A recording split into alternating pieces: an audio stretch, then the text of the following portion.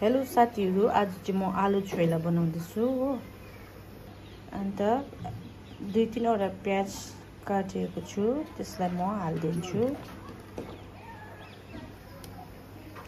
अन्त रेड चिलीलाई चाहिँ हल्का फ्राई गरेर चाहिँ मिक्सरमा हाल्दिन्छु। यसमा 1 चम्ची गोटा जिरा पनि हाल्नुपर्छ। हल्का पानी पनि हालेर मिक्स गर्नुपर्छ। हाम्रो पेस्ट पनि रेडी भइसकेको छ। अन्त यसलाई हाल्नुपर्छ यसमा। त्यसपछि यसलाई हल्का मिक्स गर्नुपर्छ।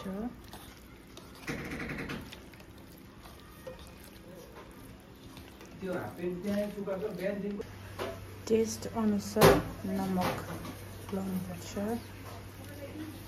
पछि तोरीको तेल, अन्त कालो जिरा,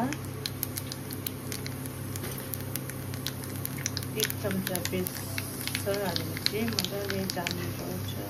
पछि हामीले बनाएको यो आलुको छोइलामा यसलाई हालेर मिक्स गर्नुपर्छ। फाइनली हाम्रो आलुको छोइला रेडी भइसकेको छ।